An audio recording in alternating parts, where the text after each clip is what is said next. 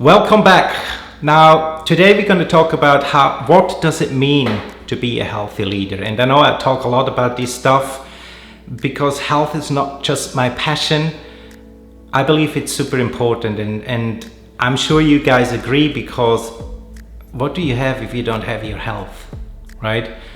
Pleasure is gone, happiness is gone, pain and suffer and worries and all that stuff dominates because you're not healthy.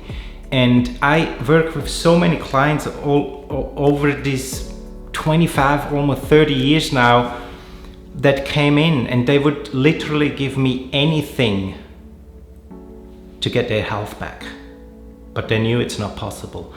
And we don't have to go that route. It doesn't have to be like this. By the way, this is one of the books that I'm writing called Irresponsible Society. Health gonna be a big part in there because it is our responsibility. To be healthy is a choice. You can do it, I can do it, we all can do it. And of course there are things that happen, but still it is a choice and our responsibility on how we react to these events in life. And that's something you can learn. But anyway, the main topic from this video is, what does it mean to be a healthy leader? And the first point I want to talk about or point out is, who do you lead? Who do you lead? For me, I lead myself first. And of course we do lead so many people in so many different areas, and we often don't realize it. I mean, if you're a parent, you lead your children. You lead your husband or wife in a certain way. We lead all the time, everywhere. And like I said, most of the time we don't realize it. It's a responsibility that we should be aware of and understand. We should learn to observe ourselves and realize where we are leading. So you lead yourself. And in order to do that, of course, and again, I'm talking about this stuff all over again, because it is the frame, it is the foundation. In order to lead yourself, you need to learn to understand yourself. Who are you? Again, this question comes up again and again, and probably because it is an important question. Many of us don't know who we are. We know what we do. We know who we want to be. We sometimes even know who we could be or who we could become. The true me. Who are you? Become who you are is a journey that, again, we can choose to follow. And for me, if it comes to being a leader, a true leader, it's really to know who you are, find out who you are, and that can be a very super long journey, a life journey. But this is when you start to see and realize that all we do in life is we lead ourselves, and that has a ripple effect. Because other people look at us, other people watch us, other people see us, feel us, experience us, and therefore we lead them as well. So build that relationship with yourself, know and find out who you are, and start with yourself, because you will be seen. The second point is, what does it mean to lead? And I talk to so many leaders and ask exactly this question. What does it mean for you to lead? Ask yourself that question. What is it for you? Do you have a clear understanding or a clear answer to that question for yourself? And for me, even for myself, have many answers to that question. I want to give you an example.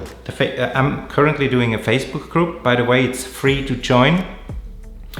It's for leaders, executives, entrepreneurs who choose to become healthy or healthier. It's a Facebook group where I show you what you need to do in order to change and have a healthier lifestyle.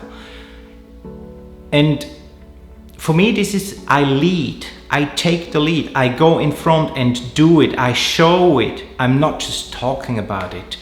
And so what I do is I get up in the morning, 4 o'clock. I share my rituals. I go to the gym. I share my workout. I share my daily habits. I share what I eat, how I cook, and all that stuff. But I also share my struggles. I be authentic. I speak the truth. I'm not always motivated to go to the gym. I sometimes didn't sleep well and struggle to get up in the morning. So that's part of life, and that's not bad. That's something that we all have, and we don't need to hide it and talk it away and talk everything nice. It's part of who we are, and therefore it is okay, it is fine. But like I said, it's a part in the concept core 4, the first pillar, it's about health. So I lead by example. I lead by demonstrating how I live that life or that part of my life in order to inspire, in order to empower. I open up conversations, I answer questions, I get involved with people who share their struggles, their challenges, their success, to fire them up and keep them going. Because at the end, being a healthy leader is not just nutrition or going to the gym regularly. No, it's your mindset, it's your whole being. And you want to shine as the person that leads in your area, in your life. And it's different for everybody. Some it's family, some it's business, some it's your niche, there are so different variants. That's why it's important to find yourself and know where you're at home to kick that off for yourself. And that brings me to the third point, which is what you contribute as a leader. What do you contribute? What is it that you do? What is your contribution? Do you contribute on your highest point or level possible? Did you ever define that for yourself? What is it that you communicate? How do you communicate with your audience, with yourself, with family, with the people around you? What is the value that you provide? And I know in business we all have products, we have services, we write down the value, we sell something, we have an offer, we have a software, we have products, whatever it is for you.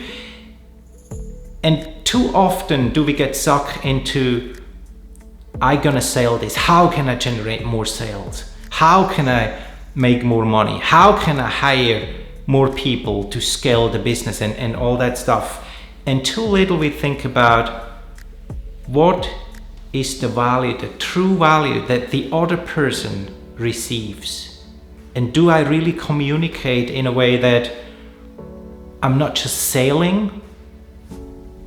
No, I figure out the pain points and I have a true interest from my heart to fix that problem, to give a solution, to be part of their journey for their better life in whatever area they need it.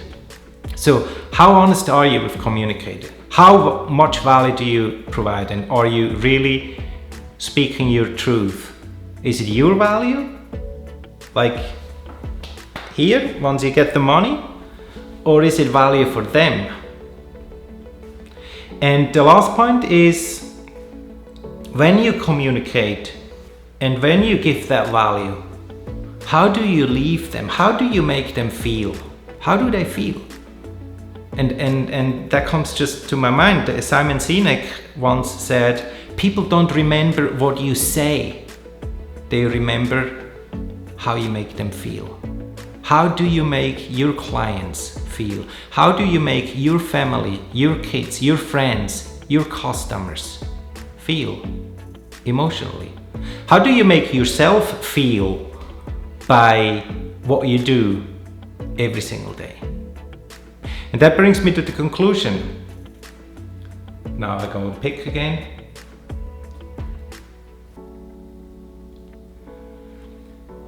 What does it mean to be a healthy leader? Has a lot to do with how you show up. in business, in life, as a parent, as a friend, in the mirror? How do you show up? And is what you do in line with who you truly are, with your values? Is it in line, or do you pretend? Do you show a mask? Do you put up layers? Or are you truly who you are in how you show up? Are you on mission? And mission means your identity in action. Then you are on mission towards your vision.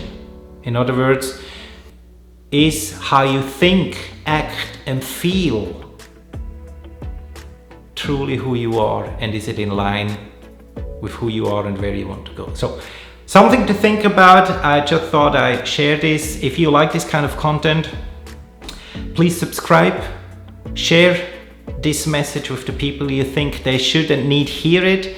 But most importantly, take some time to reflect on you and ask yourself, how healthy of a leader am I? And where could I possibly increase and improve? Thank you for watching. See you in one of my next videos.